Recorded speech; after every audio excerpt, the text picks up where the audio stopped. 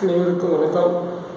அந்த TNPSC group 4 எக்ஸாமுக்கு அறிமுக வகுப்புக்காக இன்றைக்கி நான் பேச இருக்கேன். ஸோ குரூப் 4 இன்னைக்கு நம்ம வந்து எப்படி ப்ரிப்பேர் பண்ணலாம் அப்படின்ற ஒரு ஐடியா வந்து உங்களுக்கு நான் ஷேர் பண்ணுறேன். ஏன்னா வந்து நம்ம கவர்மெண்ட் எக்ஸாமுக்கு நம்ம ட்ரை பண்ணிக்கிட்டே இருக்கோம். 2 வருஷமா 3 வருஷம் உட்காந்து படிக்கிறவங்க குரூப் 4ஆவது பாஸ் பண்ணணும் அப்படின்ற ஒரு எய்ம் இருப்பாங்க. ஏன்னா நீங்கள் டிஎன்பிஎஸ்சி எக்ஸாம் பாஸ் பண்ணுறது வந்து ஒரு வருஷத்தில் பாஸ் பண்ணுறதுலாம் வந்து கொஞ்சம் கஷ்டமாக தான் இருக்கும். ஏன்னா ப்ரிப்பேர் பண்ணி எக்ஸாமில் சக்ஸஸ் பண்ணவங்க பார்த்தோம் அப்படின்னா வந்து ஃபுல் அண்ட் ஃபுல்லாக வந்து ஒரு 2 வருஷமாக ஒரு 3 வருஷமாக படித்தா தான் பாஸ் பண்ண முடியும் அப்படின்னு தான் சொல்லுவாங்க. சும்மா எளிமையாக வந்து நான் பாஸ் பண்ணிட்டேன் அப்படின்றவங்க வந்து ஏதோ சும்மா பேச்சுக்கு என்ன சொல்லலாம். ஆனால் உண்மையாக வந்து கடுமையாக படித்து பாஸ் பண்ணுறவங்க வந்து குறைஞ்ச 2 வருஷமாக படிக்கணும். 2 வருஷமாக படித்தா தான் வந்து ஒரு தேர்வு பாஸ் பண்ணுறதுக்கு வாய்ப்பு இருக்கும். ஏன்னா வந்து இன்றைக்கி ஐஏஎஸ் எக்ஸாம் இந்த மாதிரி வந்து கவர்மெண்ட் எக்ஸாம்லாம் ஒரு 3 வருஷம் 4 வருஷம் 5 வருஷம் உட்காந்து படித்து பாஸ் பண்ண முடியாத அளவுக்கு இருக்காங்க. பாஸ் பண்ண முடியாத அளவுக்கு இருக்காங்க அப்படின்னா வந்து பாஸ் பண்ண முடியாது. அந்தளவுக்கு வந்து புக்கில் இருந்து அவ்வளோ கொஸ்டின்ஸ் இருக்குது. அதை வந்து நம்ம பாஸ் பண்ணணும் அப்படின்னா வந்து ஃபுல் அண்ட் ஃபுல்லாக நல்லா தெளிவாக படித்தாலும் வந்து அந்த கேட்குற கொஸ்டின்ஸை வந்து நம்ம வந்து ஆன்சர் பண்ணுறதுல வந்து நம்ம ஏதாவது மிஸ்டேக் பண்ணி ப்ளஸ் வந்து நமக்கு லக்கு இந்த மாதிரி ஏதாவது ஒரு பாயிண்ட் இருந்தால் நமக்கு வந்து மிஸ்டேக்கில் ஜஸ்ட்டு 1 மார்க் 2 மார்க்கில் மிஸ் ஆகி இந்த மாதிரி வந்து நிறையா பேர் வந்து 2 வருஷமாக 3 வருஷமாக 4 வருஷமாக ஹார்ட் ஒர்க் பண்ணி ஜாப் கிடைக்காமலாம் இருக்காங்க. அதுக்காக ஒரே தடவை எழுதி பாஸ் பண்ணுறவங்களும் இருக்காங்க. அது அவங்களோட திறமை, அவங்களோட லக்கு, கடவுளோட கிஃப்ட்டு. இந்த மாதிரி ஒரே தடவை எழுதி நான் TNPSC group 4 group 1 group 2 pass பண்ணேன் அப்படின்றது வந்து அது வந்து ஒரு வரம் அப்படின்னு தான் சொல்லலாம், ஒரு லக்கு அப்படின்னு தான் சொல்லலாம், கடவுளோட பரிசு அப்படின்னு தான் சொல்லலாம். ஏன்னா வந்து இன்றைக்கி வந்து கவர்மெண்ட் எக்ஸாம் பாஸ் பண்ணுறவங்க எல்லாமே குறைஞ்சி 2 வருஷம் 3 வருஷமாவது படித்தா தான் பாஸ் பண்ண முடியும். ஏன்னா வந்து லட்சக்கணக்கான பேர் அப்ளை பண்ணுறாங்க. லட்சக்கணக்கான பேர் அப்ளை பண்ணுற ஒரு எக்ஸாமில் நம்ம பாஸ் ஆகணும் அப்படின்னா நம்மளும் வந்து ஒரு 2 இயர்ஸாவது நம்ம படித்தாதான் வந்து நம்ம பாஸ் பண்ண முடியும். இப்போ வந்து குரூப் 4 எக்ஸாம் வந்து கால்ஃபர் பண்ணியிருக்காங்க.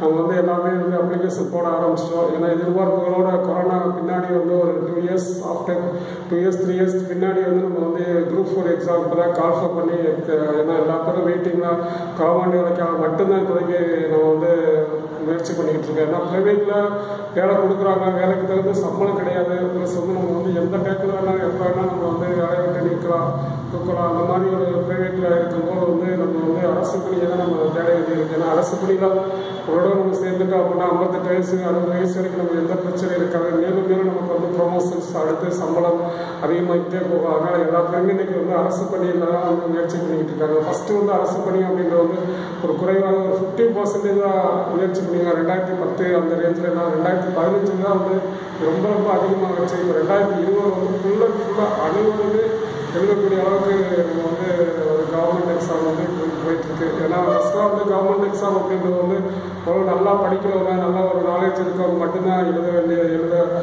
வேலைக்கு போக வேண்டிய நிலை இருந்தது. ஆனால் இப்போ வந்து எல்லா பேரும் முயற்சி பண்ணுற அளவுக்கு வந்துருச்சு. ஏன்னா எல்லா பேரும் முயற்சி பண்ணுறாங்க. அந்த முயற்சிக்கு தகுந்த மாதிரி நம்ம வந்து ஒரு கிளாஸுக்கு போய் படித்து நம்ம தேர்வில் வெற்றி பண்ணோம் அப்படின்ற ஒரு ஐடியா இந்த கிராமப்புறத்துலாம் இல்லை. சிட்டியில் ஃபுல் அண்ட் ஃபுல்லாக வந்து எல்லா பேரும் வந்து நல்லா கோச்சிங் போகணும், கோச்சிங் போய் நல்லா வந்து சீக்கிரம் தெரிஞ்சுக்கணும், சீக்கிரம் தெரிஞ்சு நல்லா பாஸ் ஆகணும் அப்படின்னு சொல்லி. ஆனால் இந்த கிராமப்புறத்தை பொறுத்தவரை வந்து எல்லாமே வந்து ஒரு மேலோட்டமான அப்ளிகேஷன் போடுவோம். ஆனால் வந்து நாங்கள் வந்து படிக்கிறதுக்கெல்லாம் முயற்சி பண்ண மாட்டேன். எக்ஸாம் எழுதுவோம், பரீட்சையில் பாஸ் ஆனால் ஓகே, பாஸ் ஆகி ஓகே அப்படின்ற அளவுக்கு தான் இருக்காங்க. உண்மையாக வந்து முயற்சி பண்ணி அதற்காக டைம் ஸ்பெண்ட் பண்ணி பயிற்சி கோச்சிங் அப்படின்லாம் போய் படிக்கிறது கொஞ்சம் கம்மி தான். கொஞ்சம் கம்மின்னா அதிகமாகவே ஒரு 100க்கு ஒரு 20% தான் இந்த கிராமப்புறத்தில் வந்து ஒரு பயிற்சி மையங்களில் போய் சேர்ந்து படிக்கணும் அப்படின்ற ஒரு எண்ணத்தில் இன்றைக்கி படிச்சுட்டு இருக்காங்க. அதே மாதிரி வந்து சிட்டியில் இருக்கவங்க ஓரளவு வந்து இந்த மாதிரி கவர்மெண்ட் எக்ஸாமுக்கு போகிறவங்க வந்து படிக்கணும் அப்படின்றவங்க வந்து அவ்வளோ கோச்சிங் சென்டர் போய் நல்லா படிச்சுட்டு உட்காந்து ப்ரிப்பேர் பண்ணுறவங்க தான் இருப்பாங்க. நம்மளால் வந்து நம்மளோட அறிவை மட்டும் பயன்படுத்தி படிக்கிறது அப்படின்றது வந்து ஒரு வாய்ப்பு இருக்கும். ஆனால் இருந்தாலும் வந்து பயிற்சி மையங்கள் அதற்காக வந்து இந்த சிறப்பாக வந்து நம்ம வந்து சலுகை எல்லாமே வந்து ரெடி பண்ணி வச்சு பயிற்சிகள் கொடுத்து அவங்க தேர்ச்சி பண்ணணும் அப்படின்னு சொல்லி ஒரு இருக்கும்போது வந்து அங்கேயும் போய் நம்ம போய் படித்தோம்னா நமக்கு ஒரு பயன் இருக்கும். கண்டிப்பாக வந்து பயிற்சி மையங்கள் பூரா வந்து சாதாரணமாக இருக்காது. கண்டிப்பாக வந்து ஒருத்தவங்களுக்கு வந்து நல்ல ஒரு வாய்ப்பை உருவாக்கக்கூடிய பயிற்சி மையமாக தான் இருக்கும். அதனால் வந்து பயிற்சி மையத்தில் சேர்ந்து படிக்கிறதுன்றது கண்டிப்பாக தேவையான ஒரு ஏன்னா ஃபஸ்ட்டு உடனடியாக போய் பயிற்சி மையத்தில் போய் கரெக்டாக வந்து நம்ம வந்து சிலபஸ் மெட்டீரியல்ஸ் எல்லாம் வந்து நம்ம கலெக்ட் பண்ணிவிட்டு அப்புறம் உட்காந்து கூட நீங்கள் வந்து உங்களை டேக்கை வீட்டில் கூட உட்காந்து நீங்கள் படிக்கலாம். ஒன்றுமே இல்லாமல் நான் வந்து நானாக படிச்சுக்குவோம் அப்படின்னு நீங்கள் முயற்சி பண்ணுறது வந்து கொஞ்சம் வந்து உங்களுக்கு வந்து ஒரு 50% ஏன்னா வந்து நீங்கள் உங்கள் அறிவை மட்டும்தான் நீங்கள் பயன்படுத்த வேண்டியதாக இருக்கும்.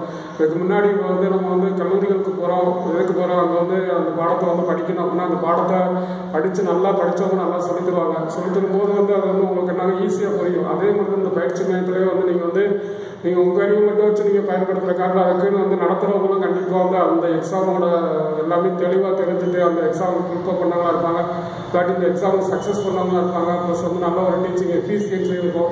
ஸோ இதெல்லாம் வந்து நீங்கள் வந்து பயன்படுத்திக்கலாம். அவங்க வந்து ஷார்ட்டாக வந்து எல்லாமே வந்து எளிமையாக வந்து உங்களுக்கு வந்து கற்றுக் கொடுப்பாங்க. ஏன்னா பயிற்சி மையம் வந்து ஃபேஸ் டு ஃபேஸை பண்ணுறவங்க உங்களுக்கு உண்டாகக்கூடிய சந்தேகங்களை கூட வந்து அவங்க வந்து உங்களுக்கு தெளிவுபடுத்தி ப்ளஸ் வந்து ஷார்ட்கட் ப்ளஸ் வந்து எப்படி எளிமையாக படிக்கணும் ப்ளஸ் வந்து study materials plus test paper இதெல்லாம் வந்து உங்களுக்கு கண்டிப்பாக வந்து ஒரு யூஸ்ஃபுல்லாக இருக்கும். ஸோ அதனால் பயிற்சி மையம்ன்றது ஒரு தேவையான ஒன்று. அதை பயன்படுத்துகிறவங்க பயன்படுத்துங்க, பயன்படுத்த வாய்ப்பு வேண்டுறவங்க உண்மையாக உட்காந்து படிங்க. உண்மையாக உட்காந்து படிக்கணும். ஒரு நாளைக்கு அட்லீஸ்ட் ஒரு 8 hours வந்து 12 hours படிக்கணும். ஏன்னா நம்ம வந்து இப்போ புதுசாக படிக்கணும் அப்படின்னா வந்து நம்ம வந்து கண்டிப்பாக ஒரு 12 hours நீங்கள் கண்டிப்பாக படிக்கணும்.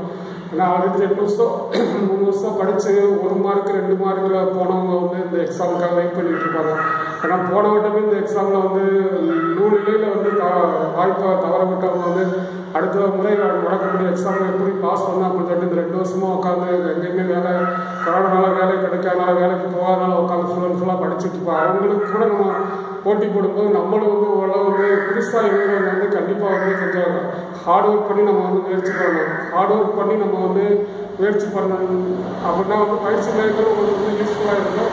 எல்லா பேரும் படிக்கணும் அப்படின்னா வந்து நம்ம வந்து கொஸ்டின் பேட்டர்ன் உங்களுக்கு தெரியும். குரூப் 4 வந்து கொஸ்டின் பேட்டர்ன் வந்து உங்களுக்கு வந்து நமக்கு வந்து 200 questions தான். ஏன்னா வந்து நம்ம ஃபஸ்ட்டு கட்டாய தமிழ் தேர்வு அப்படிங்கிறது வந்து எல்லாத்துக்கும் அப்படின்னு சொன்னாங்க. ஆனால் வந்து அது வந்து குரூப் 1 குரூப் 2A அந்த மாதிரி உயர் பதவிகளுக்கான தேர்வுகளுக்கு தான் வந்து இந்த கட்டாய தமிழ் முக்கியம் அப்படின்னு நம்ம வந்து ஃபஸ்ட்டு அறிவிச்சதில் வந்து நம்ம வந்து தெரிஞ்சுக்கிட்டோம். ஸோ இப்போ வந்து இந்த குரூப் 4க்கு வந்து கட்டாய தமிழ் தேர்வு இல்லை. அதில் வந்து ஒரே ஒரு பேப்பர் தான், சிங்கிள் பேப்பர் 200 questions. அந்த 200 questions வந்து 100 question பொது தமிழ், 100 question வந்து ஜிகே, 100 question ஜிகேல வந்து 25 question aptitude. So 75 GK plus 25 aptitude. இதுதான் வந்து நம்ம வந்து குரூப் 4 எக்ஸாமுக்கு வந்து பேட்டர்ன். ஒரே ஒரு எக்ஸாம் தான். 200 questions 300 மார்க்ஸு. அந்த 200 questions வந்து 175 ப்ளஸ் 175க்கு மேலே எடுத்தால் தான் நம்ம வந்து செலக்ட் ஆகிறதுக்கு வாய்ப்பு இருக்கும். கண்டிப்பாக வந்து கிளாஸஸ் வந்து நமக்கு வந்து எக்ஸாமில் தேர்ச்சி பெறணும் அப்படின்னா வந்து 175க்கு மேலே வந்து நம்ம எடுக்கணும். 175 எடுக்கணும் அப்படின்னா வந்து நம்ம வந்து ஃபஸ்ட்டு வந்து தமிழில் வந்து 100க்கு ஒரு 90 எடுக்கணும். 100க்கு 90க்கு மேலே எடுத்தால் தான் நம்ம வந்து ஜிகே ஒரு 85, 90 + 85 175 கண்டிப்பாக வந்து செலக்ட் ஆகும். தமிழில் வந்து 90 நீங்கள் கண்டிப்பாக எடுக்கணும். 90 ஈஸியாக எடுத்துடலாம். ஏன்னா தமிழை பொறுத்தவரை நம்ம வந்து தமிழ் அறிவு நமக்கு ஆல்ரெடி 50 to 62 நல்ல நாலேஜ் இருக்கிறவங்களுக்கு 70 வரைக்கும் இருக்கும் மேக்ஸிமம். ஒரு பேசிக்காக 10th 450 460 அந்த மாதிரி எடுத்தவங்களுக்கு வந்து தமிழ் பேசிக் நாலேஜ் ஒரு 70% இருக்கும். இன்னும் நம்ம 20% தான் நம்ம தேடணும், படிக்கணும். ஸோ அதை வந்து நம்ம வந்து பேசிக்காக 6 to 10th இருக்கக்கூடிய புத்தகத்தை ஒரே ஒரு இடம் நல்லா தெளிவாக படித்து நோட்ஸ் எழுதி நல்லா வந்து திருப்பி படிச்சுட்டோம் அப்படின்னாவே நம்ம கண்டிப்பாக வந்து 90 above எடுத்துடலாம். ஏன்னா நம்ம வந்து இலக்கணம் பாட்டு, ஏன்னா நம்ம வந்து பொது தமிழில் வந்து நம்ம 3 பாட்டு கொடுத்துருக்காங்க. ஏற்கனவே நம்ம நிறையா சொல்லியிருக்கோம். இருந்தாலும் குரூப் 4க்காக புதுசாக குரூப் 4 அப்படிங்கிற போது நம்ம வந்து புதுசாக வந்து படிக்க ஆரம்பிக்கிறாங்க அப்படின்னா நமக்கு வந்து பொது தமிழ் எப்படி இருக்குது அப்படின்றது வந்து நமக்கு வந்து 3 பாட்டாக கொடுத்துருக்காங்க. 3 பாட்டில் வந்து ஃபஸ்ட்டு பாட்டு வந்து இலக்கணம், 2வது பகுதி வந்து இலக்கியம், 3வது பகுதி தமிழ் அறிஞர்களும் தொண்டும். தமிழ் அறிஞர்களும் அவர்களோட தொண்டும் அப்படின்னு சொல்லி 3 பாட்டை நம்ம கொடுத்துருக்காங்க. ஸோ தமிழ் இலக்கணம் அப்படின்றது வந்து கொஞ்சம் எளிமையாக தான் இருக்கும். நம்ம வந்து 6வது 10வது வரைக்கும் இலக்கணம் தான், அதிகமாகலாம் கேட்க மாட்டாங்க. நம்ம வந்து தமிழ் வந்து பொதுத்தமிழ் வந்து 10th ஸ்டாண்டர்ட் தரம் தான், 10ஆம் வகுப்பு தரம் தான். அதனால் வந்து 11th 12th Tamil, degree Tamil அதெல்லாம் நமக்கு தேவையில்லை.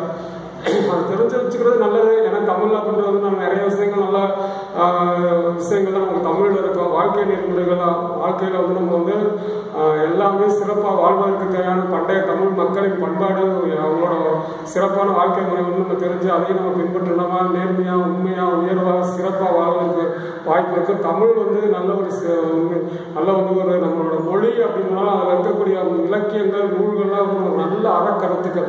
தமிழில் பூராமே அறநெறி கருத்துக்கள் உள்ள அற இலக்கியங்கள். அற இலக்கியங்கள் சொல்லக்கூடிய அனைத்து கருத்துக்களுமே நம்ம தெரிஞ்சுக்கிட்டோம் அப்படின்னா நம்ம வாழ்க்கையில் வந்து மேன்மையாக சிறப்பாக வாழ்றதுக்கு வாய்ப்பு இருக்கும். ஸோ அதனால் தமிழ் வந்து நம்ம உயர்வான தமிழ் வந்து அடுத்து படித்து தெரிஞ்சுக்குங்க. ஆனால் இப்போ வந்து 10th தமிழ் வந்து நம்ம வந்து 6வது 10வது இருக்கக்கூடிய இலக்கணம்லாம் ரொம்ப எளிமையாக தான் இருக்கும். எழுத்து, சொல், பொருள், யாப்பு, அணி. அணியில் கூட கொஞ்சம் கம்மியாக தான் இருக்கும். அணியில் வந்து நம்ம வந்து நிறைய அணி இருந்தாலும் இங்கே ஒரு 10 to 20 அணிக்குள்ளே தான் நம்ம படிக்க வேண்டியிருக்கோம். அதே மாதிரி யாப்பு கூட வெண்பா, ஆசிரியர் கழிப்பாக கூட நம்ம வந்து படிக்க வேண்டிய 10th வரைக்கும் வந்து கழிப்பா கூட நம்ம வந்து சிலபஸில் இருக்காது. ஆனால் இருந்தாலும் தெரிஞ்சு வச்சுக்கோங்க, கழிப்பா வஞ்சிப்பா அப்படின்றலாம் என்ன. ஏன்னா வெண்பா அப்படின்றது இருக்கும். ஏன்னா 10th வந்து வெண்பாவின் பொது இலக்கணம், ஆசிரியப்பாவின் பொது இலக்கணம் மட்டும்தான் கொடுத்துருப்பாங்க. வெண்பாவின் வகைகள், ஆசிரியப்பாவின் வகைகள், அதை அப்புறம் வந்து கழிப்பா வஞ்சிப்பாலாம் நமக்கு வந்து கொடுக்கலாம். ஸோ வந்து 10th வரைக்கும் இலக்கணம் வந்து எழுத்தை பற்றி சொல்லியிருப்பாங்க.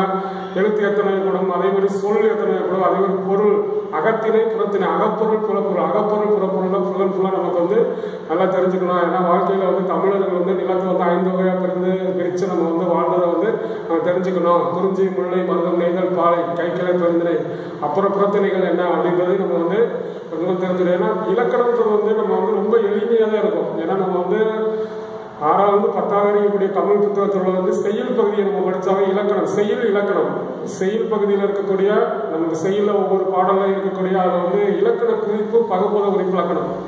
அப்போ இலக்கண குறிப்பில் தான் எல்லாமே வந்துடும். இலக்கண குறிப்பில் வந்து நம்ம வந்து பெயர்ச்சொல், வினைச்சொல், இடைச்சொல், வினைச்சொல், இது வந்து சொல்லாக படித்தா நம்ம வந்து தொழிற்பெயர். அந்த பெயர்ச்சொல் அப்படின்னா பெயர் எத்தனை படம், இடம், இப்போ பெயர்ச்சொல் எத்தனை படம் அப்படின்றது வந்து நம்ம வந்து என்னென்ன நம்ம தெரிஞ்சுக்கிட்டோம் அப்படிங்கும்போது வந்து நம்ம வந்து இலக்கணத்தில் வந்து நம்ம வந்து ரொம்ப எளிமையாக தான் இருக்குது. இலக்கண குறிப்பில் எல்லாமே வந்துடும். பகுப்பத குறிப்பில் கொடுக்குற எல்லாமே வந்து செய்யுளில் நம்ம படிக்கும் போது ஒரு வார்த்தை கொடுத்து அதில் என்ன இலக்கண குறிப்பு வந்துடுவது, அதை வந்து அது பகுப்பத குறிப்பில் கொடுக்குறது என்னென்ன வந்திருக்கு அப்படின்னு வினையாளி பெயர், வினை முற்று, வினை அச்சம், இதெல்லாம் வந்து குறிப்புடைய முற்று, தெரிந்த வினை முற்று, முற்றச்சம், இந்த மாதிரி சிம்பிளான ஒரு டாபிக்லாம் நம்ம வந்து செய்யலேருந்து கொஞ்சம் வந்து இலக்கண குறிப்புலாம் தெரிஞ்சுக்கலாம். அதே மாதிரி இலக்கணமும் தனியாக இருக்குது. இலக்கணத்தில் தான் நம்ம வந்து இப்போ நம்ம சொல்கிற பாயிண்ட்டுக்குள்ளாக வந்து எல்லாமே வந்து இந்த சொல், வினை, பெயரச்சம், வினையச்சம், இந்த மாதிரி வந்து வினைமுற்று, வினையாளின் பெயர், தொழிற்பெயர், இந்த மாதிரி வந்து எல்லாமே வந்து நம்ம ஃபுல்லாக வந்து நம்ம படிக்கலாம். பெயர் சொல்ல படிக்கலாம், பேச்சொல்ல, இடைச்சொல்ல படிக்கலாம், உரிச்சொல்ல படிக்கலாம். ப்ளஸ் வந்து உரிச்சொல் தொடர், ஈறுகட்டை என்பது பெயரச்சம், இயங்குகள் வினைமுற்று, அடுக்கு தொடர், இரட்டை கிளவி, இந்த மாதிரி வந்து இலக்கண குறிப்போட தொடர்புடைய வந்து இலக்கணத்தை நம்ம தெரிஞ்சோம். ஸோ தமிழ் வந்து இலக்கணம் வந்து ரொம்ப எளிமையாக தான் இருக்கும். தமிழ் இலக்கணம் வந்து நம்ம வந்து கிளாஸஸ் நான் சொல்லிட்டு இருக்கேன். அதை நீங்கள் கேட்டீங்கன்னா உங்களுக்கு அது எப்படி படிக்கணும் அப்படின்ற ஒரு ஐடியா கிடைக்கும். அதை வச்சு புக்கில் வந்து 6வது 10வது இருக்கக்கூடிய இலக்கணம் வந்து நமக்கு எளிமையாக தான் இருக்கும். ஏன்னா அவங்க கொடுத்துருக்க கேள்விகள்லாம் வந்து பொருளோட பொருள் பொறுத்து, அறிவு பொறுத்துக்க, ஆசிரியர்கள் நூல்களும் அதை பொறுத்துக்க, அதே மாதிரி வந்து அப்போ எதிர்ச்சொல் தருக, அப்போ வந்து ரொம்ப சிம்பிளாக தான் இருக்கும். அகர வரிசைப்படி எழுதுக, பிழைகளை நீக்கி எழுதுக, எல்லாமே வந்து நமக்கு வந்து ரொம்ப ரொம்ப எளிமையானதாக தான் இருக்கும் நமக்கு வந்து. அதெல்லாம் வந்து தமிழ் இலக்கணம் வந்து நமக்கு வந்து கொஞ்சம் ஈஸியாக இருக்கும். நம்ம கிளாஸில் சொல்கிறத நீங்கள் கேளுங்க. அடுத்தடுத்து நம்ம சொல்லுவோம் தமிழ் எப்படி படிக்கணும் எப்படி அப்படிங்கிறது நடத்துவோம். அதையும் நீங்கள் கேட்டிங்கன்னா உங்களுக்கு கண்டிப்பாக வந்து ஓரளவு தெளிவாக புரியும். ப்ளஸ் நீங்களும் புக்கில் படிங்க. ஸோ இலக்கணம் சொல்லியாச்சு. இலக்கியமும் அதே மாதிரி வந்து ஃபுல்லாக சங்க இலக்கியத்தில் வந்து நம்ம வந்து சங்க இலக்கியம் 14 கணக்கு, 8 தொகை 10 பாட்டு, அதில் இருக்க நூல்கள், அதோட ஆசிரியர்கள், அதோட அடிவரையறை, அதோட சிறப்புகள், நூல்களோட மேற்கோள்கள், ஒவ்வொரு நூல்களிலிருந்து நம்ம என்ன கருத்துக்களை தெரிஞ்சுக்கிறோம், அதில் என்னென்ன மேற்கோள்கள் இருக்குது, அதில் வந்து என்னென்ன கருத்துக்கள், சிறப்பான கருத்துக்கள், அந்த நூலோட சிறப்பு பெயர், அந்த நூலோட அடிவரையறை இதெல்லாம் நம்ம வந்து தெரிஞ்சுக்கிறோம். இப்போ அதே மாதிரி வந்து நம்ம வந்து நூல்கள் சங்க இலக்கியத்துக்கு அடுத்து வந்து 18 கீழ்கணக்கு நூல்கள், சங்கம் மருவிய காலம் 18 கீழ்கணக்கு நூல்கள் நம்ம படிக்கணும். அந்த 11 நூல்கள் அறாயிரம் நூல்கள் இருக்குது. அது என்னென்ன நம்ம சொல்லியிருக்கோம். ப்ளஸ் இதனால வந்து 18 மேற்கணக்கு சங்க இலக்கியம், சங்கம் அறிவிய காலம், 18 கீழ்கணக்கு நூல்கள், ப்ளஸ் நம்ம 50 காப்பியங்கள், சிலப்பதிகாரம், மணிமேகலை, இது வந்து சங்கம் மத்திய காலத்தோட அடுத்தடுத்து அப்படியே வரும். அதுக்கடுத்து வந்து 5 காப்பியங்கள், அப்புறம் வந்து 5 காப்பியங்களுக்கு அடுத்து வந்து நம்ம வந்து பக்தி இலக்கியங்கள், சைவ இலக்கியங்கள், வைணவ இலக்கியங்கள், ப்ளஸ் அதே மாதிரி வந்து சிற்றிலக்கியம், அப்புறம் இக்கால இலக்கியங்கள். ஃபர்ஸ்ட் வந்து நம்ம வந்து சங்க இலக்கியங்கள் மாதிரி பண்டை இலக்கியத்துக்கு தான் வந்து நம்ம வந்து இந்த சங்க இலக்கியங்கள், அதே மாதிரி காப்பிய இலக்கியம், 50 காப்பியம், காப்பிய இலக்கியம், அதே மாதிரி அதை வந்து 3 பாட்டாக பிரிப்பாங்க. பண்டை இலக்கியம், இடைக்கால இலக்கியம், இக்கால இலக்கியம். பண்டை இலக்கியம் சங்க இலக்கியம், சங்க இலக்கியம் அந்த 11 மேற்கணக்கு 11 கீழ்கணக்கு அதெல்லாம் பண்டைய இலக்கியம் சொல்லுவாங்க. இடைக்கால இலக்கியம் பூரா அந்த பக்தி இலக்கியங்கள் பூரா வந்து இடைக்கால இலக்கியத்தை தான் வந்து ஃபுல்லாக 6ஆம் நூற்றாண்டு 5ஆம் அந்த 5 பூரா அப்புறம் இப்போ இருக்க வந்து 18ஆம் நூற்றாண்டுக்கு முன்னாடி இருந்து இக்கால இலக்கியங்கள் வந்து புது கவிஞர்கள் இப்போ வந்திருக்கக்கூடிய அனைத்து புது கவிஞர்களுமே நம்ம வந்து அவங்களோட நூல்கள் பாரதியார், பாரதிதாசன், கவிமணி தேசிய விநாயகர்களை, நாமக்கல் கவிஞர் கண்ணதாசன் ப்ளஸ் வந்து நம்ம வந்து இன்னைக்கு இருக்கக்கூடிய தமிழ் கவிஞர்கள் அப்துல் ரஹ்மான், சுரதா, வைரமுத்து, இந்த மாதிரி வந்து நம்ம வந்து இப்போ இருக்கக்கூடிய கவிஞர்கள் இப்போ தற்கால கவிஞர்கள் அந்த மாதிரி வந்து நம்ம வந்து ஃபுல்லாக முக்கியமான நூல்கள் தமிழ் நூல்கள் வந்து நம்ம வந்து தமிழ் இலக்கியங்கள் அதில் இருக்கக்கூடிய இந்த காலத்தில் வந்து சாலை இளந்திரையர் நம்ம வந்து அவரோட ஒரு சில ஜஸ்ட்டு நம்ம வந்து இப்போதைக்கு வந்து நல்லா வந்து மரபு கவிதை ப்ளஸ் வந்து நம்ம வந்து மரபு கவிதைகள் இருக்குது. அதே மாதிரி வந்து நம்ம வந்து இன்னும் கவிதையோட வடிவத்தில் வந்து நம்ம வந்து என்னென்ன வடிவங்கள் இருக்குது கவிதையில். ஃபஸ்ட்டு ஆரம்பத்தில் எழுதக்கூடிய கவிதைகள், அப்புறம் இடையில வந்து எழுதக்கூடிய கவிதைகள், அப்புறம் வந்து நாவல் அப்படின்றது வந்து நம்ம வந்து முதல் நாவல்லேருந்து நாவலை வந்து எப்போ, அதே மாதிரி நாடகம், தமிழ் இலக்கியத்தில் வந்து எல்லாமே தமிழ் நாடக நூல்கள், நாவல்கள் ப்ளஸ் வந்து கவிதை நூல்கள் ப்ளஸ் இது ஒரு இக்கால இலக்கியத்தில் வரும். என்னென்ன நாவல்ஸ் முக்கியம், நாவலை யாரெல்லாம் எழுதியிருக்காங்க, ஒவ்வொரு நாவலும் நம்ம வந்து எவ்வளோ நல்ல கருத்துக்களை சொல்லுது அப்படின்னு சொல்லி டாக்டர் மூவாவோட நாவல் வந்து நமக்கு வந்து ஃபுல்லாக வந்து நல்ல ஒரு கருத்துக்களை சொல்லக்கூடிய ஒரு நம்ம இன்னும் நல்லா தெளிவாக சொல்லுவோம். இப்போதைக்கு நான் சும்மா சிம்பிளாக தான் சொல்லிட்டு இருக்கேன். அதனால் வந்து அடுத்தடுத்து நம்ம ஒவ்வொரு தமிழ் இலக்கியத்தில் எல்லாம் சொல்லுவோம். அதே மாதிரி வந்து தமிழ் அடிகளும் அவங்களோட தொண்டும் அப்படின்றது இப்போ இருக்கக்கூடிய தமிழ் அறிஞர்கள் பூரா அந்த காலத்துல இருந்து இருக்கக்கூடிய சங்க இலக்கியங்கள்ல 11 மேற்கணக்குல 8 தொகை 10 பாட்டு வந்து தொகுப்பித்தவர் அவங்க தான் வருவாங்க. அதில் உள்ள புலவர்கள் பேரும் வரும். அந்த புலவர்கள்லாம் நம்ம வந்து அதிகபட்சம் வந்து நம்ம வந்து தெரிஞ்சுக்கணும். ஆனால் இருந்தாலும் வந்து நம்ம வந்து அந்த நூலை தொகுப்பித்தவர் குறுந்தொகை யாரு தொகுப்பித்தவர் யாரு, அது வந்து 8 தொகை 10 பாட்டுக்கு தனியாக 10 பாட்டு 8 தொகை நூல்கள் மட்டும்தான் அப்படி வரும். 10 பாட்டு கூட தனித்தனியாக எழுதியிருக்காங்க. 10 பாட்டு கூட திருமுருகாற்றுப்படை, நக்கீரர், பெருமானாற்றுப்படை, சிறுமானாற்றுப்படை, நெடுமேல் ஆடை எல்லாம் வந்து தனித்தனியாக. அதே 17 கீழ்கணக்கு நூல்களும் பூரா அறநூல்களும் வந்து பூரா வந்து தனித்தனியான ஆசிரியர், திருக்குறள், திருவள்ளுவர், அதே மாதிரி வந்து இன்னான் அன்பது, நாலடியார், நான்மணி கடிகை, இந்த மாதிரி வந்து எல்லா நூல்களுக்குமே தனித்தனியாக அந்த காலத்தில் இருக்கக்கூடிய ஆசிரியர்கள் ஆசிரியர் முதற்கொண்டு இடைக்கால இலக்கியத்தில் பக்தி இலக்கியத்தில் வரக்கூடிய நூல்கள் ஆசிரியர்கள் ப்ளஸ் வெளிநாட்டிலிருந்து இந்தியாவில் வந்து நம்ம தமிழ்நாட்டில் வந்து தமிழ் மொழியை கற்று தமிழ் மொழிக்காக நூல் எழுதுனவங்க, தமிழ் மொழியை சிறக்க வச்சவங்க, தமிழ் நூல்களை வந்து ஆங்கிலத்தில் மொழிபெயர்த்துங்க, ரஷ்யாவில் மொழிபெயர்த்துங்க, இந்த மாதிரி தமிழ் அறிஞர்களோட தமிழ் தொண்டு அப்படின்றலாம் வந்து நம்ம வந்து படிப்பை நிறையா நம்ம தமிழ் தொண்டு போப்ப வீரமாமுனிவர் ப்ளஸ் வந்து கால்டுவெல் இன்னும் வந்து நம்ம வந்து சொல்கிறதுக்கு நிறைய பேர் இருக்காங்க. அடுத்தடுத்து நம்ம அப்படியே சொல்லுவோம் யாரெல்லாம் வந்து தமிழை வந்து நம்ம படித்து தமிழ் வெளிநாட்டு அறிஞர்கள் வந்து தமிழுக்கு செய்கிற தொண்டு அப்படின்றத நல்லா படிப்போம். ஸோ தமிழ் பொறுத்தவரை 3 பாட்டு 100 கொஸ்டின்மே நம்ம வந்து எளிமையாக நம்ம வந்து ஆன்சர் பண்ணிடலாம். 90 கொஸ்டின் எடுக்கலாம். அதே மாதிரி ஜிகே வந்து நமக்கு வந்து 100 கொஸ்டின்ஸ் வந்து 25 கொஸ்டின்ஸ் ஆப்டிடியூட்றது வந்து ஒரு 10-15 கொஸ்டின்ஸ் வந்து நம்ம வந்து subject mathematics plus business mathematics இருக்கும்.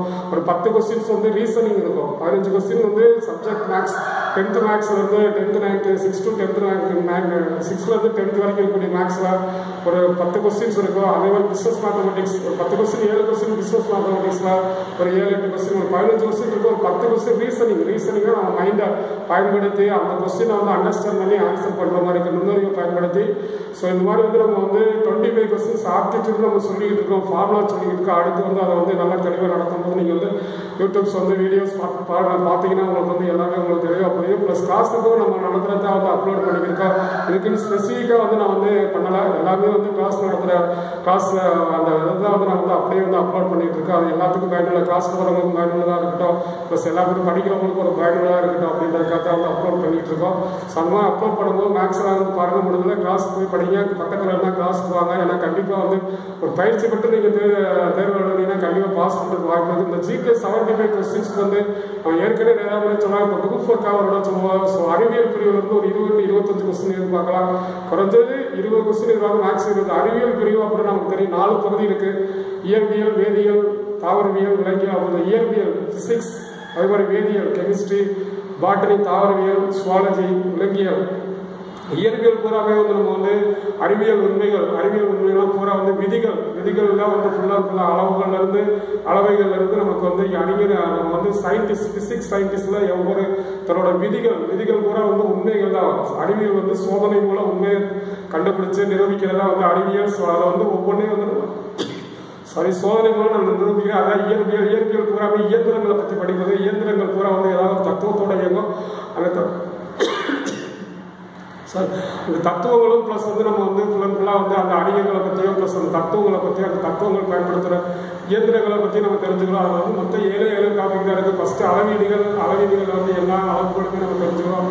அதுக்கடுத்து வந்து வெப்பத்தினால் ஏற்படக்கூடிய மாற்றங்கள். ஒரு வெப்பம்னால வந்து நமக்கு வந்து தன்வெப்ப ஏற்படுத்துறாங்க உள்ளுறை வெப்பம், பனிக்கட்டு நீர், ஆவியாதலின் வெப்பம், ஆவியாதலின் இந்த மாதிரி வந்து ஒவ்வொரு வெப்பத்தினால் ஏற்படக்கூடிய நிலை மாற்றம். இந்த மாதிரி கான்செப்ட் ஃப்ரிட்ஜை திறந்து வச்சா என்ன பண்ணாலும் அதெல்லாம் அந்த மாதிரிலாம் வந்து நம்ம வந்து வெப்பத்தினால் ஏற்படக்கூடிய மாற்றங்கள். வெப்பத்துக்கு அடுத்து சவுண்டு, ஒளி வந்து நமக்கு வந்து எந்த அளவுக்கு நம்ம மனிதன் கேட்கக்கூடிய ஒளி வந்து நமக்கு வந்து என்னென்ன ஒளிகள்லாம் இருக்குது, அந்த ஒளிகள் வந்து எவ்வளோ வேகமாக பரவும், எவ்வளோ தூரம் அந்த பரவக்கூடிய எல்லாமே அந்த ஒளியை பற்றி படிக்கும். அதே மாதிரி லைட்டு அந்த ஒளி வந்து நம்ம வந்து அதே மாதிரி வந்து பூரா வந்து வீடியோ ஃபுல்லாக வந்து லைட்டு தான். அந்த லைட்டு வந்து நமக்கு வந்து லென்ஸ் தான் வந்து நமக்கு வந்து குவி லென்ஸ் சமதள ஆடிகள் இதெல்லாம் வந்து எங்கெங்கே பயன்படுது ஒவ்வொரு வாகனத்தில். ப்ளஸ் வந்து எங்கெங்க இந்த மைக்ரோஸ்கோப், டெலஸ்கோப், ஏன்னா லென்ஸ் பூராவே வந்து மைக்ரோஸ்கோப், டெலஸ்கோப்லாம் எங்கே பயன்படுகிறது, எலக்ட்ரானிக் மைக்ரோஸ்கோப்லாம் என்ன, கூட்டுநோய் கவர்வு மைக்ரோஸ்கோப்லாம் என்ன, இதெல்லாம் வந்து நம்ம வந்து லைட்லேருந்து தெரிஞ்சுக்கிறோம். அதே மாதிரி நம்ம வந்து மேக்னட்டிசம், காந்தத்தினால் ஏற்படக்கூடிய மாற்றங்கள். காந்தம் வந்து எந்த அளவுக்கு வந்து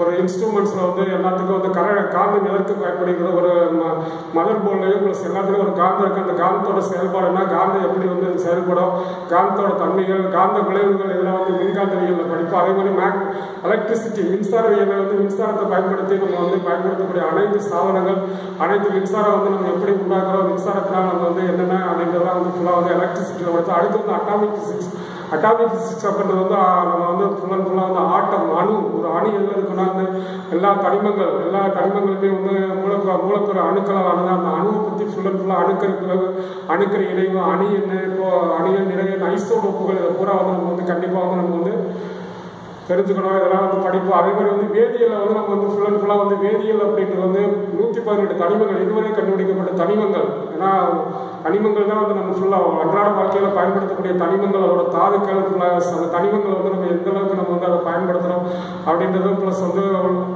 தனிமங்கள், உலோகங்கள், அலோகங்கள், அதை பிரித்தெடுக்கும் முறை, ப்ளஸ் வந்து நம்ம வந்து கரைசல்கள், உப்புகள், காரங்கள், pH மதிப்பு, ப்ளஸ் அந்த வேதியியல் பொருட்கள் நமக்கு என்னென்ன பண்ணுவோம், சோப்பு, டிடர்ஜென்ட்ஸு, உரங்கள், பூச்சிக்கொல்லிகள், இந்த மாதிரி வந்து எல்லாம் வந்து எப்படி தயாரிக்கிறோம், எங்கெங்கே பயன்படுது, நம்ம வாழ்க்கையில் வேதிப்பொருட்கள் வந்து எந்த அளவுக்கு நம்ம வந்து பயன்படுது, வேதிப்பொருட்களை வந்து நம்ம வந்து எப்படி நம்ம வந்து உண்டாகுது, வினைகள் எப்படி உண்டாகுது, அது வந்து கனிம வேதியியல், இந்த கனிம வேதியியல் கார்பன் மூல சேர்மங்களை பற்றி படிக்கிறது. அது ஃபுல்லாக மீத்தேன் நமக்கு இதில் பொருட்கள் 3 நிலை, திடநிலை, திரவநிலை, வாயு நிலை, அதெல்லாம் வந்து நமக்கு என்ன அப்படின்றதெல்லாம் வந்து சொல்லுவோம். உலோகம், அலகம், எந்த நிலையில் இருக்க எல்லாம் நிறைய இடம் சொல்லிருக்கு. அதே மாதிரி தாவரவியல் வந்து தாவரத்தை பற்றி படிக்கணும். தாவரத்தில் வந்து ஏன்னா 5 வகைப்பாட்டு முறைகள்லாம் வந்து நம்ம வந்து விட்டேக்கர் சொன்னாங்க. வந்து தாவர உலகம் தனியாக இருக்குது. பூக்கும் தாவரம், பூவா தாவரம், ஜிம்னோஸ்பரம், ஆஞ்சியோஸ்பரம், தாலோஃபைட்டா, பிரயோஃபைட்டா, டெரிடோஃபைட்டா, அப்புறம் அப்படியே ஒவ்வொன்றா வந்து வாஸ்குலர் திசுக்கள், அப்புறம் வந்து ஒரு தாவரத்தோட இன்னர் ஸ்ட்ரக்சர், அது கனி, அதோட வந்து இலை, ஒளிச்சேர்க்கை, அப்புறம் வந்து ஒளிச்சேர்க்கை நடைபெறும் இருச்செயல், இருச்செயல், அப்புறம் கிளைக்காலைசிஸ், அப்புறம் வந்து நம்ம அது ஃபுல்லாக ஒரு தாவரத்தில் எப்படி வந்து வாழ்வியல், அதோட ஹார்மோன்கள், என்னென்ன ஹார்மோன்கள், ஆக்சின்கள், ஜிப்ரன்கள், சைட்டோகைனின்கள், இந்த மெத்திலின், இதெல்லாம் வந்து எதற்கு ஒரு தாவரத்தில், அப்புறம் தாவரத்தில் வந்து இன்னும் வந்து inner structure, xylem, phloem, plus பூச்சி உண்ணும் தாவரம், இந்த மாதிரிலாம் வந்து தாவரவியலை பொறுத்தவரை 6வது 10 வரைக்கும் செல்லோட அமைப்பு, செல்லில் எல்லாம் இன்னர் ஸ்ட்ரக்சர், அந்த செல்லில் வந்து என்னென்ன அமைப்புலாம் வந்து எதுக்கு யூஸ் ஆகுது அப்படின்னு படிப்போம். அதே விலங்கியல் கூட முதுகலம் உள்ளவை, முதுகலம் பற்றவை, முதுகலம் உள்ளவைலாம் வந்து நம்ம வந்து பறவைகள், பாலூட்டி, மனிதன், ஊர்வன, பரப்பனை, இதெல்லாம் வந்து ஃபுல்லாக வந்து முதுகலம் உள்ளவைகளில் வந்து எல்லாம் அதோட ஸ்ட்ரக்சர். இப்போ ஹியூமன் மனிதன் அனாட்டமி, மனிதனோட உறுப்புகளை பூரா வந்து மனிதனோட உறுப்புகள், அது உண்டாகக்கூடிய நோய்கள், அதை எப்படி ரெக்டிஃபை பண்ணுறோம், அப்புறம் ரத்தம் ஃபுல்லாக வந்து இதயம், எல்லா உறுப்புகளையும் நம்ம வந்து உடம்புல இருக்கக்கூடிய எப்படி நோய்கள் உண்டாகுது அப்படி இதெல்லாம் ஃபுல்லாக நம்ம தெரிஞ்சுக்கணும். அதே மாதிரி வந்து நம்ம வந்து முதுகெலும்பு மற்றவையில் வந்து நம்ம வந்து என்னென்ன இருக்குது, அதில் வந்து வலைத்தசை புழுக்கள், ஆர்த்ரோபோடா, மொலஸ்கா, அன்னலிடா, ப்ளஸ் வந்து இன்னும் வந்து ஒரு சில மொத்தம் வந்து அதில் என்னென்ன பிரிவுகள் இருக்குது அப்படின்லாம் அடுத்தடுத்து சொல்லுவோம். ஸோ இந்த மாதிரி வந்து நம்ம வந்து விலங்கியல வந்து நம்ம வந்து என்னென்ன விலங்குகள் இருக்குது, விலங்குகளோட வந்து நம்ம வந்து ஃபுல்லாக ஒவ்வொரு விலங்கோட இதயம் ப்ளஸ் வந்து பூச்சிகளோட இதயம், பூச்சிகளோட வந்து இனப்பெருக்க மண்டலம், கழிவுநீக்க மண்டலம், இந்த மாதிரி வந்து நரம்பு மண்டலம், அந்த இதெல்லாம் வந்து ஃபுல்லாக விலங்கியலை நம்ம தெரிஞ்சுக்கணும். அதே மாதிரி வந்து சயின்ஸ் வந்து ஒரு 25 கொஸ்டின் ஹிஸ்ட்ரி, ஜாகிரபி, பாலிட்டி. ஹிஸ்ட்ரியில் வந்து நமக்கு வந்து 3 பார்ட், 2, அதாவது நம்ம ஹிஸ்ட்ரி வந்து ancient India, medieval India, modern India, வரலாறு வந்து நமக்கு வந்து பழங்கால இந்தியா, இடைக்கால இந்தியா, நவீன இந்தியா, விடுதலை போராட்டம், இதுல இருந்து ஒரு 10 கொஸ்டின் எதிர்பார்க்கலாம். பழங்கால இந்தியா அப்படின்றது இதுலேருந்து இது வரைக்கும் நமக்கு வந்து பழைய கற்காலத்துல இருந்து கிபி 712 வரைக்கும் பழைய கற்காலம், புதிய கற்காலம், இடைக்கற்காலம், உலோக காலம், அதுக்கடுத்து சிந்து சமண நாகரிகம், ஆரிய நாகரிகம், மகாஜன மதங்கள், புத்திசம், ஜைனிசம், அதுக்கடுத்து வந்து ஹரியங்கா, சிசுநாகா, நந்த வம்சம், அதுக்கடுத்து மௌரிய பேரரசு, மௌரிய பேரரசுக்கு அடுத்து வந்து நமக்கு வந்து குசான பேரரசு, குப்த பேரரசு, ஹர்ஷ பேரரசு வரைக்கும் நம்ம வந்து ஏன்சியன்ட் இந்தியாவில் படிப்போம். அடுத்து மீடியல் இந்தியா பூரா வந்து நம்ம ராஜபுத்திரர்கள், ராஷ்டிரகூடர்கள், ப்ளஸ் வந்து டெல்லி சுல்தான்ஸ், ப்ளஸ் அது வரைக்கும் வந்து நம்ம வந்து டெல்லி சுல்தான், அப்புறம் தமிழ்நாட்டில் வந்து பல்லவர்கள், இந்த மாதிரி வந்து ஏன்சியன்ட் இந்தியாவில் சங்ககாலம் படிப்போம். இங்கே வந்து பல்லவர்கள், பிற்கால சோழர்கள்லாம் இடைக்கால இந்தியாவில் படிப்போம். அதே மாதிரி வந்து நவீன இந்தியாவில் முகல்ஸ் ஃபுல்லாக படிப்போம். முகல்ஸ் ஃபுல்லாக வந்து முகலாயர்கள் பூரா படிப்போம். அதில் தமிழ்நாட்டில் வந்து நம்ம வந்து ஃபுல்லாக வந்து விஜயநகர பேரரசு, பாமினி சுல்தான்கள், மராத்தியர்கள், இந்த மாதிரி வந்து பாளையக்காரர்கள், இந்த மாதிரிலாம் ஃபுல்லாக படிப்போம். அப்புறம் வந்து ஃப்ரீடம் ஸ்ட்ரகிள் மட்டும்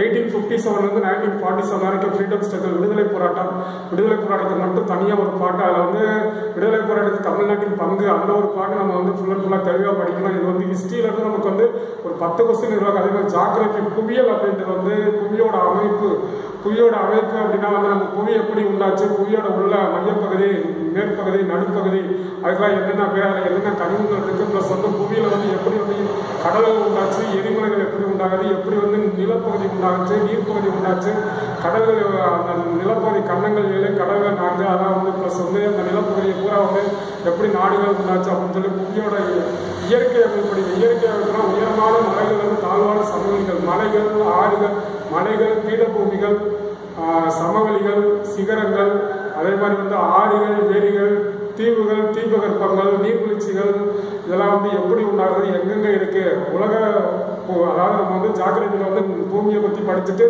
அதில் வந்து உலக வேர்ல்டு ஜாகிரபி படிப்போம். வேர்ல்டு ஜாகிரபியில் உலகத்தில் இருக்கக்கூடிய உயரமான மலைகள், உயரமான எல்லாம் பெரிய பெரிய ஒரு நீளமான ஆறு, இந்த மாதிரி வந்து மிகப்பெரிய தீவு, இந்த மாதிரி வந்து பெரிய அளவுக்கு மிகப்பெரிய பாலைவனம், இந்த மாதிரி வந்து உலகத்தில் ஒரு முக்கியமான விஷயங்கள் படிப்போம். அவர் எக்கனாமிக் ஜாகிரபி உலகத்தில் வந்து காஃபி எங்கே அதிகமாக விளையுது, ரப்பர் எங்கே அதிகமாக விளையுது, மினரல்ஸ் தங்கம் எங்கே அதிகமாக வெட்டி எடுக்கிறாங்க, இந்த மாதிரி வந்து எக்கனாமிக் ஜாகிரபி. வேர்ல்டு ஜாகிரபி படிப்போம், இந்தியன் ஜாகிரபி படிப்போம். இந்தியன் ஜாகிரபி அதே மாதிரி வந்து ஃபுல்லாக வந்து இந்தியாவில் எத்தனை மாநிலங்கள், எத்தனை யூனியன் பிரதேசங்கள், அதோட இன்ஃப்ராஸ்ட்ரக்சர், பிசியோகிராஃபி, டெம்பரேச்சர், காலநிலை, நம்ம வந்து கிளைமேட்டு, அதே மாதிரி சாயில் டைப்ஸு, அந்த கிளைமேட்டில் தான் உண்டாகக்கூடிய பருவக்காற்றுகள், ஸ்டார்ஸ், புயல்கள், எல்லாமே வந்து அதில் உண்டாகக்கூடிய எல்லா காற்றுமே நம்ம ஃபுல்லாக படிச்சுக்கோம். அதே மாதிரி வந்து சாயில் டைப்ஸு, சாயிலில் விளையக்கூடிய வந்து கிராப்ஸு, அக்ரிகல்ச்சர் ப்ராடக்ட்ஸு, சாயிலில் என்னென்ன சாயில் இருக்குது, எந்தெந்த சாயில் எந்தெந்த மாநிலத்தில் இருக்குது அப்படின்றதெல்லாம் ஃபுல்லாக தெளிவாக படிப்போம். படிச்சுட்டு அந்த சாயிலில் என்னென்ன கிராப்ஸ் வருது அப்படின்றதெல்லாம் படிப்போம். கிராப்ஸை ஃபுல்லாக நெல் எந்த மாநிலத்தில் விளையுது, அதே மாதிரி கரும்பு எந்த மாநிலத்தில், ப்ளஸ் வந்து டீ எந்த மாநிலத்தில் அதிகமாக விளையுது, பருத்தி எந்த மாநிலத்தில் அதிகமாக விளையுது அப்படின்னா படிப்போம். படிச்சுட்டு ஓரளவு வந்து நம்ம வந்து ஜாகிரபி அப்படின்றது வந்து ஃபுல்லாக வந்து எக்கனாமிக் ஜாகிரபி. ஃபஸ்ட்டு வந்து நம்ம வந்து பிசியோகிராஃபி, அடுத்து கிளைமேட்டு, அடுத்து சாயில், அடுத்து அக்ரிகல்ச்சர் ப்ராடக்ட்ஸு, மினரல்ஸு, தாதுக்கள், அப்புறம் வந்து எரிபொருட்கள், இதெல்லாம் வந்து அப்போ டிரான்ஸ்போர்ட்ஸ் அப்படின்றதெல்லாம் ஃபுல்லாக வந்து என்னென்ன டிரான்ஸ்போர்ட் இருக்குது, நம்ம ரயில்வே இருக்குது, நேஷனல் ரயில்வேஸ் இருக்குது, இப்போ ப்ளஸ் வந்து கப்பல் போக்குவரத்து இருக்குது, இது வான்வெளி போக்குவரத்து இருக்குது. இந்த போக்குவரத்தில் எப்போ ஆரம்பித்தாங்க, எப்பப்போ அதோட போர்டு உருவாக்குனாங்க, ஆர்கனைசேஷன் அமைப்பு எப்போ உருவாக்குனாங்க, எப்போ நேஷனலைஸ் பண்ணாங்க, இன்னைக்கு வந்து அதோட செயல்பாடுகள் என்ன அப்படின்றலாம் ஃபுல்லாக ஜாகிரபி படிப்போம். ஜாகிரபி ஃபுல்லாகவே வந்து நம்ம வந்து ஈஸியாக தான் இருக்கும். ஓரளவுக்கு 6வது 10வது வரைக்கும் ஜாகிரபி புக் எடுத்து படித்தாவே எல்லா சாயில் டைப்ஸு, எல்லா மினரல்ஸு, எல்லா அக்ரிகல்ச்சர் ப்ராடக்ட்ஸு, எல்லாம் வந்து டிரான்ஸ்போர்ட்டு, அதை ஃபுல்லாக எப்படி அப்படின்றதெல்லாம் வந்து நம்ம தெரிஞ்சுக்கலாம். அதே மாதிரி அதுக்கடுத்து வந்து பாலிட்டி, இந்திய அரசியலமைப்பு சட்டம், இந்தியாவோட ஆட்சிகள், இந்தியாவோட ஆட்சி வந்து நம்ம வந்து மத்திய அரசு, மாநில அரசு அப்படின்னு சொல்லிட்டு ஃபுல்லாக வந்து பாராளுமன்ற குடியரசுத் தலைவர், துணை குடியரசுத் தலைவர், அப்புறம் லோக்சபாவில் வந்து நம்ம வந்து ஸ்பீக்கர், அப்புறம் பிரதமர், அமைச்சரவை, ப்ளஸ் வந்து நம்ம வந்து அதே மாதிரி வந்து ராஜ்யசபா துணை குடியரசுத் தலைவர், அப்புறம் வந்து நம்ம வந்து ஃபுல்லாக வந்து மாநில அரசு வந்து கவர்னர், சீஃப் மினிஸ்டர், மாநில அமைச்சரவை இதெல்லாம் வந்து ஆட்சியில் வடிவாக அரசியலமைப்பு சட்டம் எப்படி தயாரிக்கப்பட்டது, அரசியலமைப்பு சட்டத்தை யார் உருவாக்குனது, B.R. அம்பேத்கர் ஒரு முகவுரை 12 அட்டவணை 25 பகுதிகள் 470 விதிகள் அல்லது உருவாக்கப்படும் போது எத்தனை அட்டவணை இருந்துச்சு, அட்டவணையில் ஒவ்வொரு அட்டவணையில் இதை பற்றி சொல்கிறாங்க, ஒவ்வொரு பகுதியில் இதை பற்றி ஒவ்வொரு விதிகளும் இதை பற்றி சொல்கிறாங்க, அது முக்கியமான விதிகள் என்னென்ன அப்படின்றலாம் நம்ம வந்து அரசியலமைப்பு சட்டத்தில் தெரிஞ்சுக்க அரசியலமைப்பு சட்டத்தை பயன்படுத்தி நம்ம வந்து இந்தியாவில் வந்து ஃபஸ்ட்டு வந்து லெஜிஸ்லேட்டிவ் சட்டமன்றம், பாராளுமன்றம் அது எப்படி வந்து செயல்படுங்க அது எப்படி அப்படின்றது, அதே மாதிரி வந்து அட்மினிஸ்ட்ரேட்டிவ் செக்ரட்டரி நம்ம ஃபுல்லாக வந்து தலைமைச் செயலர் ஃபுல்லாக வந்து நம்ம வந்து அட்மினிஸ்ட்ரேஷனில் வந்து நம்ம வந்து அட்வொகேட் ஜெனரல் இந்த மாதிரி வந்து ஃபுல்லாக அதில் நம்ம படிப்போம், அட்டர்னி ஜெனரல் இந்த மாதிரிலாம் வந்து ஃபுல்லாக படிப்போம். அதே மாதிரி வந்து ஜுடிஷியல் நீதித்துறை, supreme court, high court, district court, taluk court, court வந்து எப்படி என்ன ரூலு, நம்ம கான்ஸ்டியூஷன் வந்து அரசியல் சட்டம் வந்து நம்ம வந்து நீதிமன்றம் அதை பற்றி, அப்புறம் எலெக்ஷன் கமிஷன், அப்புறம் வந்து நம்ம ஃபைனான்ஸ் கமிஷன்ஸ், ப்ளஸ் வந்து என்னென்ன கமிஷன்ஸ், பட்ஜெட்டு இந்த மாதிரிலாம் வந்து இதெல்லாம் வந்து எக்கனாமிக் ஓரியன்டாக பட்ஜெட் படிப்போம், ப்ளஸ் வந்து பாலிட்டியில் படிப்போம். அதே மாதிரி எக்கனாமிக்ஸில் வந்து நம்ம வந்து ஃபுல்லாக பாலிட்டியில் வந்து ஒரு 6 ஜாகிரபியில் ஒரு 6 எக்கனாமிக்ஸில் ஒரு 6 எக்கனாமிக்ஸ் வந்து பொருளாதாரம் அப்படின்றது வந்து இன்னைக்கு வந்து என்ன பொருளாதாரத்தில் வந்து மைக்ரோ எக்கனாமிக்ஸில் பொருளியல் அறிஞர்கள் ஆடம் ஸ்மித், ஆல்பர்ட் மார்சல், லைனர் ராபின்சன், பாலியஸ் Robbins, J.M. Keynes, Karl Marx, J.S. Mill இந்த மாதிரி வந்து முக்கியமான அவங்க பூரா அவங்களோட கோட்பாடுகள், அவங்களோட நூல்கள், அவங்களோட இலக்கணங்கள் படிச்சுட்டு அப்படியே வந்து நேஷனல் இன்கம் வந்து எப்படி நம்ம கால்குலேட் பண்ணுறோம், பெர் கேபிட்டல் இன்கம் தலா வருமானம், ப்ளஸ் வந்து நம்ம வந்து எப்படி வந்து நம்ம ஃபுல்லாக நேஷனல் இன்கம் கால்குலேட் பண்ணுறோம், அதோட தொடர்புடைய நம்ம வந்து 5 இயர் பிளான் இந்தியாவை டெவலப் பண்ணுறதுக்கு என்னென்ன பிளான்ஸ் என்னென்ன திட்டங்கள் கொண்டு வந்தாங்க, ப்ளஸ் 20 வருஷம் திட்டம், ப்ளஸ் என்னென்ன வருஷம் ஒவ்வொரு வருடமும் என்னென்ன திட்டங்கள், NREP, RLGP, dry sump, plus IRDP இந்த மாதிரி முக்கியமான திட்டங்கள்லாம் கூட வந்து என்னென்ன எப்பப்போ கொண்டு வந்தாங்க, அந்த திட்டத்தினால் நம்ம வந்து என்னென்ன பயனடைந்தோம், ஒவ்வொரு திட்டம் அப்படின்றலாம் ஃபுல்லாக வந்து 5 திட்டத்திலேருந்து எல்லாமே நம்ம படிக்கணும் எக்கனாமிக்ஸில். அதே மாதிரி எக்கனாமிக்ஸ்லேயே வந்து நம்ம ஃபுல்லாக வந்து டாக்ஸஸ் ஃபுல்லாக படிப்போம், direct tax, indirect tax, value added tax,